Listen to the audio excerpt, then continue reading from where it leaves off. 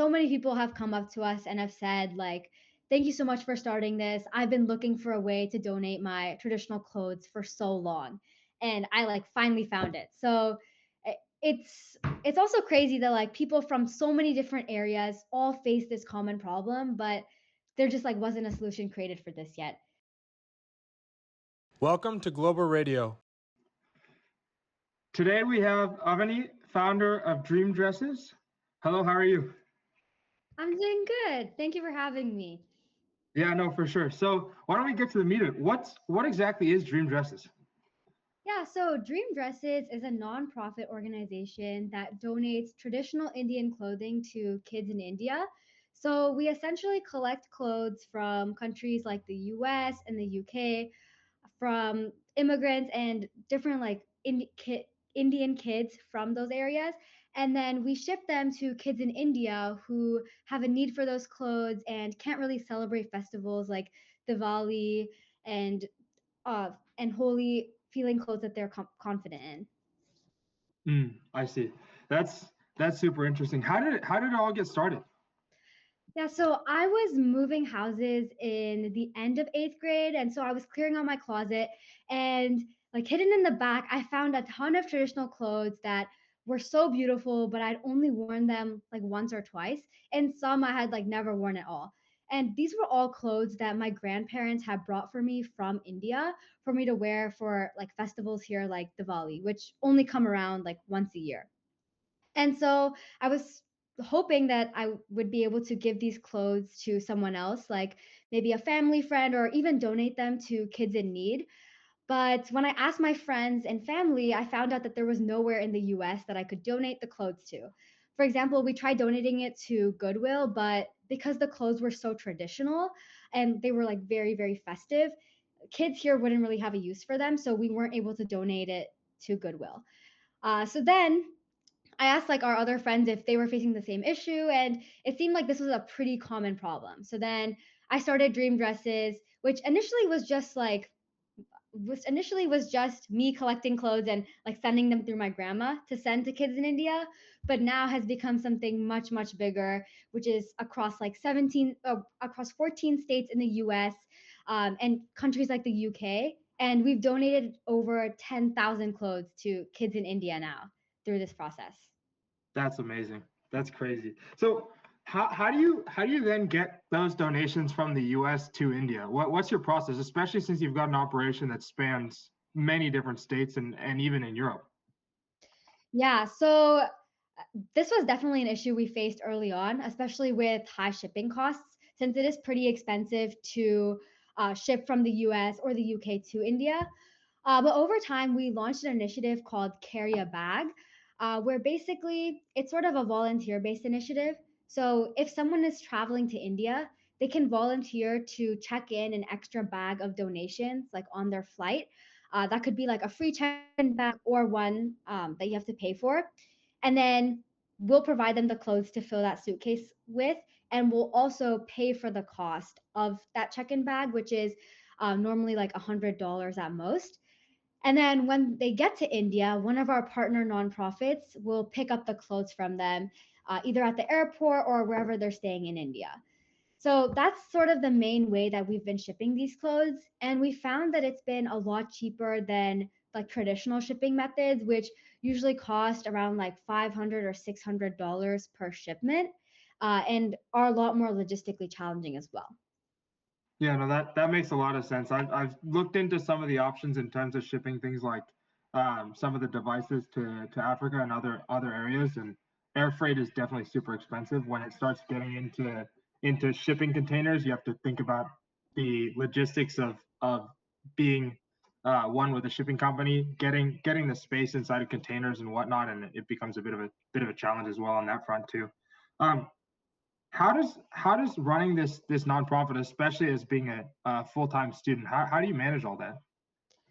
Yeah, it's definitely a lot, but I've developed a couple like systems that help me a lot with like organizing it. So initially, we initially started with just like me, and then over time we got like 10 volunteers, 20, and now we have over 50 across like the US and some in the UK as well. And we sort of divided dream dresses into different teams. So before it was just all of us working on everything, marketing, fundraising, like management, all of that. But something that I did was I created a sub team structure within dream dresses. So now we have a fundraising team that just focuses on fundraising initiatives like online fundraisers and like local fundraisers and events. We also have a marketing team that works on like social media. They also work to conduct outreach to different organizations that we can partner with. We have a news media team which works on writing our newsletters and reaching out to like local news stations and sort of handling like public relations.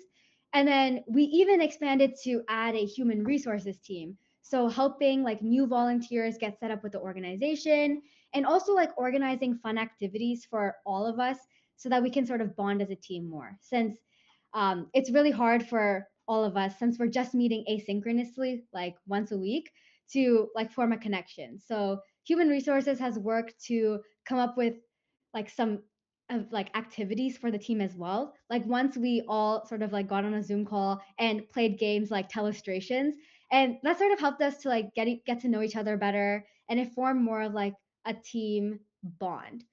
So I guess to like answer your question, like in the most like succinct way possible, the way that I've been able to manage all of this is through the help of all the volunteers and by really like delegating the roles through the sub team structure.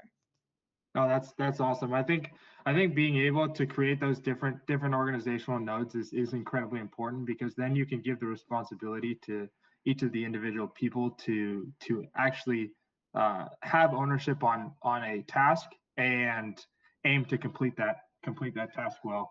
I know a lot of your organization too is high schoolers. Have you noticed that brings some differences in terms of being able to get things done effectively, or is there some aspect of that is helpful in terms of people that don't necessarily have as much work experience?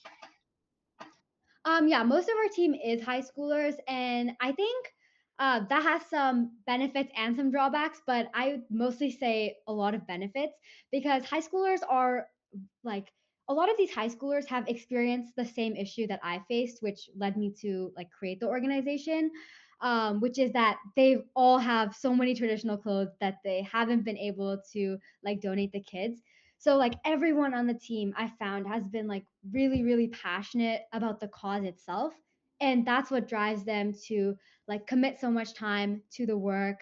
Um, and to helping the organization become bigger and helping us help more kids in India. And the other really good thing about like working with high schoolers is that all of us have just like so many ideas.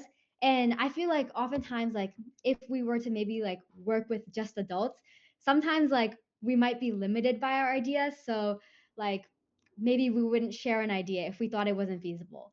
But with high schoolers, they'll just like say every idea that they have, feasible or unfeasible, and then we'll work to see like if we can maybe try to flesh something out and actually implement it.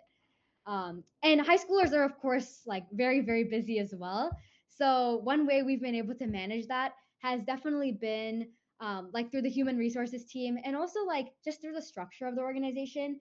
It's very flexible. So, people don't have to like just commit to one team. They can like join one team for a couple weeks. And then if they find that like fundraising and finance isn't their passion, maybe they'll like switch to marketing. And that sort of helps high schoolers as well, just like gauge their interests and see what they might want to do in the future as well. Yeah, no, that's super awesome. It almost has kind of a rotation program feel to what you're doing, especially when you can move people around like that. That's super interesting. How have you thought about the fact that dream dresses, in terms of it being connected to the fashion industry, has that changed your way of thinking about fashion in general, especially with clothing being utilized on a one-time basis? I think it definitely has. So it's changed my perspective on fashion in a couple of ways. So the first is I've definitely learned a lot more about Indian clothing than I had ever known about before. Like I learned about the names of the different types of clothes, like the different patterns, and that's just been a great way for me to gain more like cultural awareness and learn more about the culture. And then in terms of like sustainability, a couple like weeks ago, or even or maybe like a couple months ago, I worked with a friend on a project where we actually like calculated the sustainability of like just like wearing a like traditional clothes once and then not wearing them again. And it's helped me realize that things like the fast fashion industry actually have a huge impact on like carbon emissions and sustainability. And I think we really need more initiatives like this to help us repurpose clothes and really making sure that we're using them in the most sustainable way possible and repurposing them so other people have the opportunity to wear like very like fancy and extravagant clothes like this as well. Yeah, no, that's super interesting. I've seen some initiatives from different companies. I know Uniqlo has their donation boxes now that you can go donate the clothing in the mall after you've bought them. Um, I'm wondering, do you think that there's other ways that we can think about to expand the ability for people to uh, recycle clothing in the public sphere? I think one way that we can expand, I guess, awareness of recycling clothing is just making it more convenient for people, like having clothing donation boxes in easily accessible places, maybe in workplaces, for example. And also just like raising awareness about the sustainability aspect. Because before I started Dream Dresses, I didn't really know about how much of an impact reusing clothing and recycling clothing has. Because in reality, it does have a huge impact. It takes up a ton of carbon emissions and is quite unsustainable if you just like keep buying new clothes. So because of that, I think the main things would be raising awareness about the actual numeric impact, and then also just making it more convenient and more accessible for people to donate their clothes. In terms of your day to day, I know we're switching a bit to back to life, but what does your day to day look like when you think about the organization itself and versus school? Yeah, so if we look at like one week, Monday to Friday, normally we get a ton of responses on our website's contact form, a ton of emails, like DMs on Instagram, Facebook. So uh, usually I like check that every day or every other day during the week and just like reply to them. Normally it's like 2 to 3 emails per day. And we also have state leads or like area leads within Dream Dresses. So if the email is from California, for example, then our California lead would respond to that. And she also checks her emails a couple times a week. And then on the weekend is where most of my work from Dream Dresses comes, which is having meetings. So each sub team meets every other week, and then the full team also meets every other week. So it sort of ends up in a way that I end up having one or two meetings every weekend, and that meeting is normally to check in on progress for various deliverables, like bounce off ideas for like new initiatives, new programs, and then also just like check in to see like how things are going, like if people are able to collect clothes, if we need to work to like schedule a shipment, and things like that. Gotcha. And then in terms of thinking about the partnerships that you've been able to create throughout the process, um, how do you think about those partnership organizations, and what do you look for in good partners? Yeah, so for partner organizations, we sort of have two main categories. So the first is our partners in India, which are the nonprofits that we're actually donating to. So we look at a couple of factors.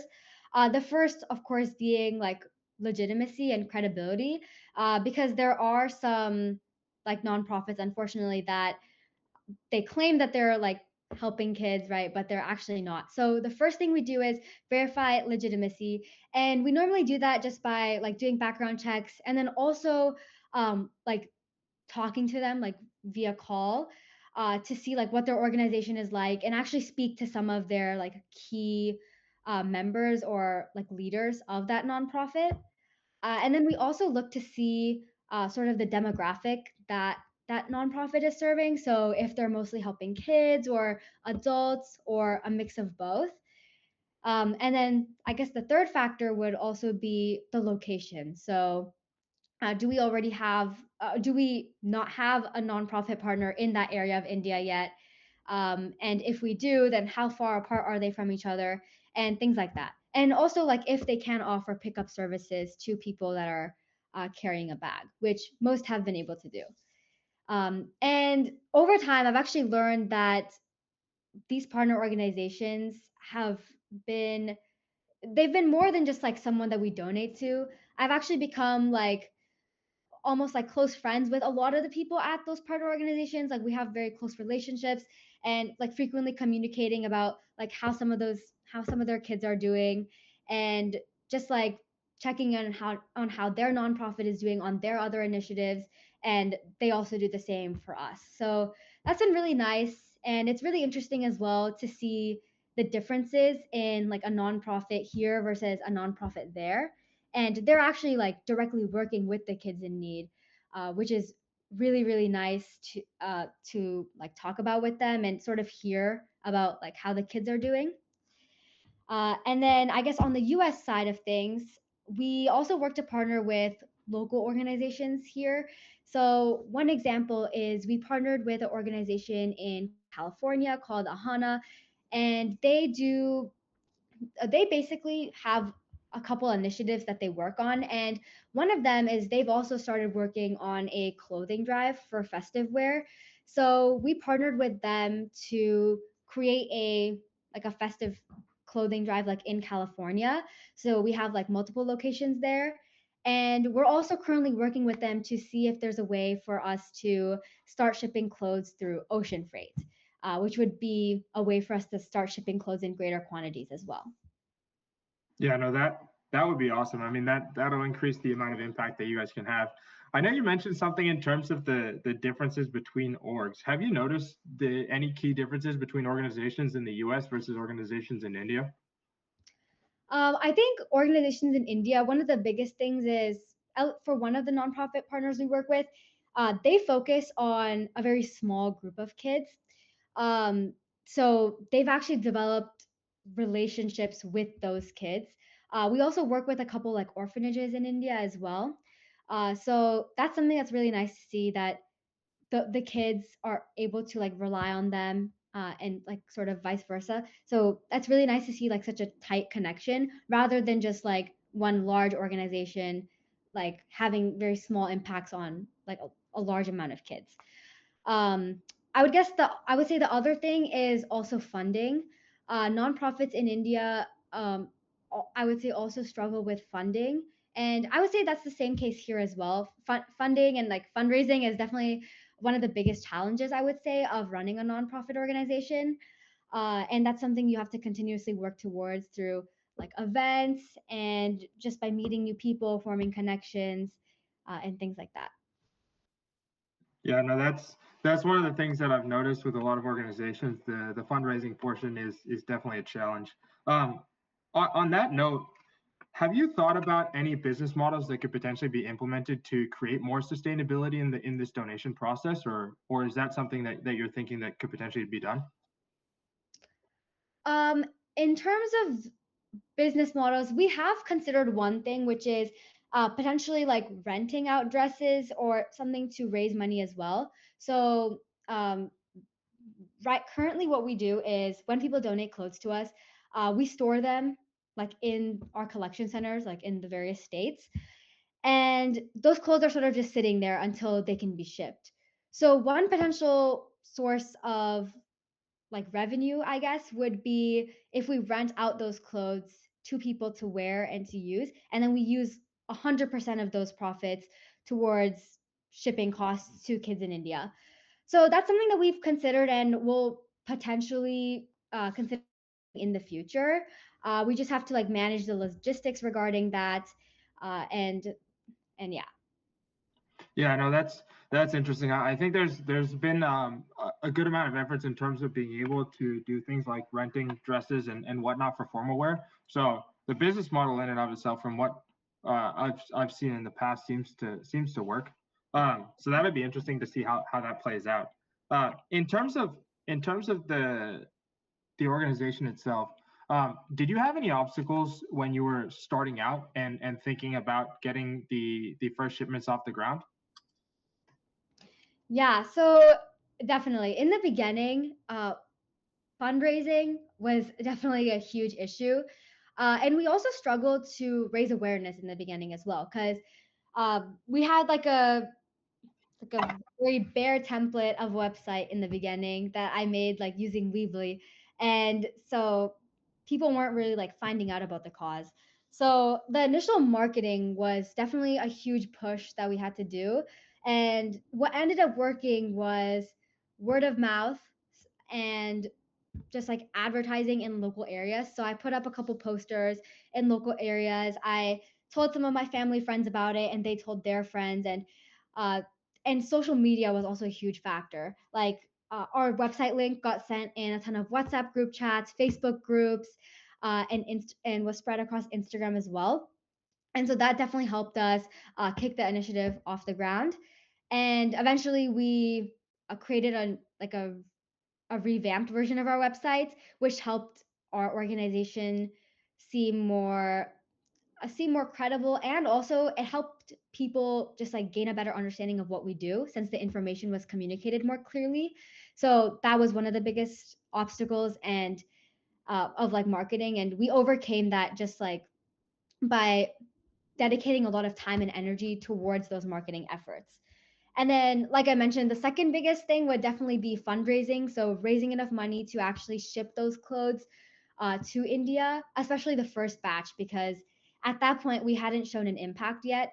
It was sort of just like, we have these clothes and we're going to send them to India, but we haven't sent any yet. And we don't have any kids that have received these clothes yet.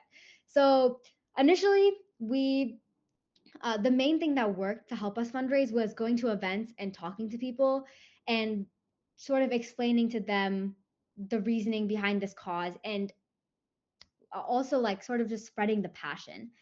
And over time, we've gotten so many replies on our website, and so many people have come up to us and have said, like, thank you so much for starting this. I've been looking for a way to donate my traditional clothes for so long. And I like finally found it. So it's also crazy that like people from so many different areas all face this common problem, but there just like wasn't a solution created for this yet. So I think having that passion and people knowing about the reasoning behind the cause has also helped us gain a lot of traction, has helped us like spread to different areas, and has also helped us fundraise to help us send these clothes to kids in India. Yeah, no, that makes a lot of sense. One thing I'm thinking about too is in the Indian market itself, has there been any solutions where people are donating traditional clothing from people that do are more fortunate to people that are slightly less fortunate? Yeah, that's something that I'm not too sure on that, but as far as I know, that's not something that's very popular, I would Mm. say. We have gotten a couple people in India asking if there's like a way that they can donate to us. So for them, we just usually refer them directly to our partners so that they can donate to them. But that's not something that's very common in India, as far as I know, since normally people just pass it down to like their relatives, their cousins, their second cousins, but it doesn't really go to like the kids in need. Gotcha. That makes a lot of sense. Yeah, because it would be interesting to be able to expand the initiatives that you're doing in the U.S. and in the U.K. also in India, especially with the huge population base that there is. It would be quite interesting to see if that could be something that can help out on that front. Yeah, definitely. In terms of Dream Dress is growing, what do you see the future looking like, and what are your next plans or big ambitions in terms of growth? Yeah, so honestly, a couple of things. The first and definitely one of my biggest goals for Dream Dresses is to expand to kids beyond India. So collecting clothes for kids from other cultures and donating those clothes to like various countries. Since I think this is not just a need that kids in India have, it's also like quite popular for kids from other cultures as well. And then the other goal I would have is streamlining our shipment processes. So potentially starting to ship our clothes via ocean freight. That way we can ship in larger quantities. And I think that would also help us help more kids as well. Gotcha. No, that makes a lot of sense. Have you thought about the integration of things like AI or tech in your stack in terms of the operations that you're doing to be able to help do any optimization? I know you have some background in those aspects as well too. Yeah, we definitely have. So, one of the things we have been working on is so we recently published like a Dream Dresses app, which the main purpose of the app is to help people find like a local collection center that they can donate to, since there's like so many in different locations. But eventually, we want to start expanding that app to have other features, such as helping them identify like which clothes they can donate. Since one of the things with like having people drop off their clothes is that sometimes we don't get the right types of donations. Like sometimes the clothes aren't for kids, sometimes they're not traditional, and sometimes they aren't really like in suitable condition to wear. And a lot of people have some questions about like what they can donate, like if they can donate jewelry, if they can donate adult clothing, and like how casual or how traditional does the clothing have to be. So one potential way that we can integrate AI is creating like some sort of image detection tool where people can scan their donations, and based on that they can see like if they're able to donate that or not. Another way that we could potentially implement AI, and this would actually be on like the India side of things, is sort of like a dress matching platform. So when people donate their clothes, or so this would start with kids in India. So kids in India can sort of create their own dream dress. So like what type of dress, what pattern, what color, and then like through the system we can find a dress in our inventory and then match that kid to that dress and then ship it there. That is definitely logistically challenging, but I think the technical components for that to work definitely do exist. So, like with the right logistics, that is something that hopefully eventually in the future we can start to implement as well.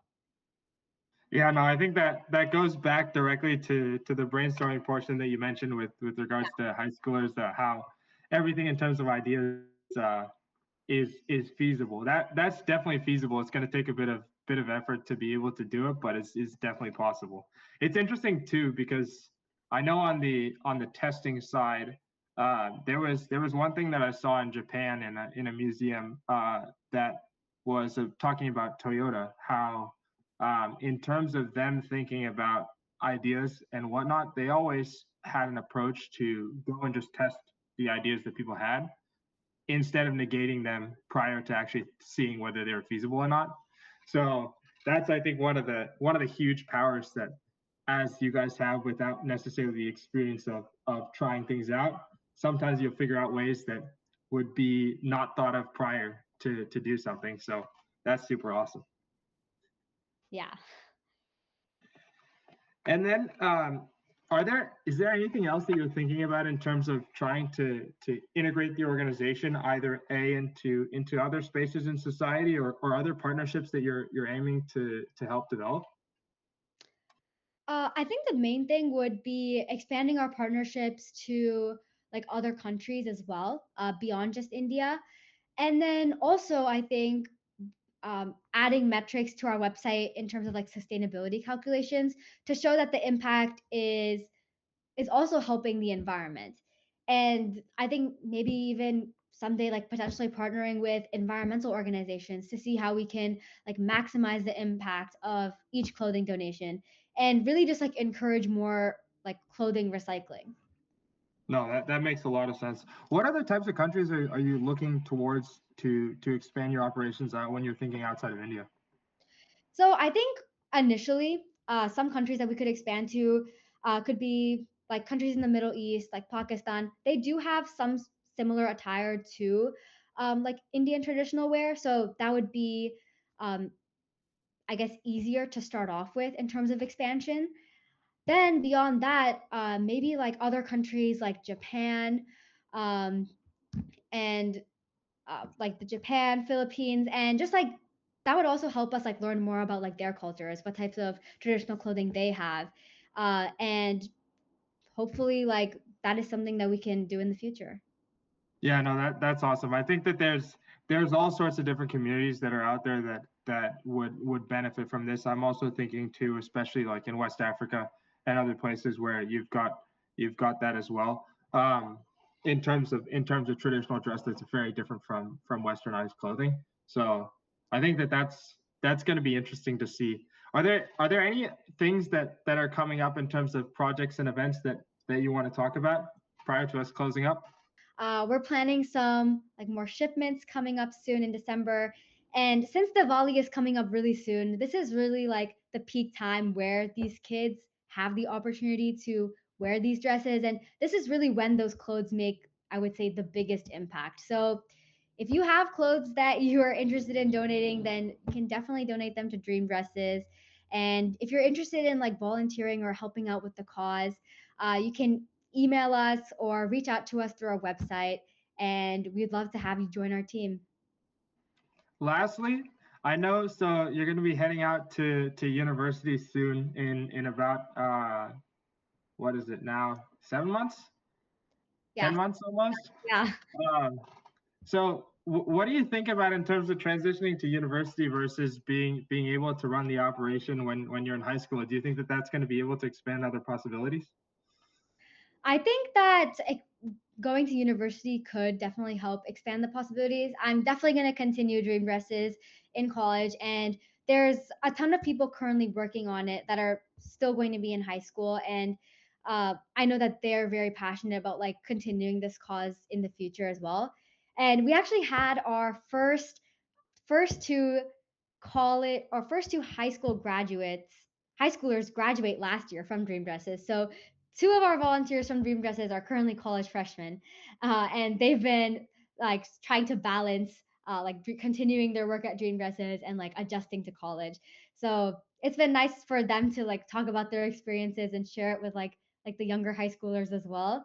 But uh, in college, I think what something that I'm excited for is potentially even like spreading this cause like within the college atmosphere. So like new friends I make in college, like new communities, and yeah, like going to college could even help me learn more about like various cultures because I'm gonna have the opportunity to meet like so many new people, and that could potentially even lead to like the expansion into different countries. Yeah, no, most definitely. I know that for me, when I went to Penn, was a huge thing. Being able to have access to all sorts of different cultural groups that were there, talking to people, getting so many different perspectives, and then you also have all the people that are coming from abroad as well too. So talking to people that are immersing themselves sometimes in American culture for the first time. So it's uh, it's definitely a great experience. Um, well, those were all the questions that we had for today. Thank you so much, Avani, for this. This was really great. Looking forward to seeing what is in store for Dream Justice as it goes. And yeah, thank you. Yeah, thank you so much for having me. If you'd like to support our work, please like and subscribe to our channel. We will be posting uncut clips to our Patreon. Membership proceeds go to supporting the Foundation's growth and powering our mission to build sustainable opportunity. Thank you for listening to Global Radio, and stay tuned for the next episode.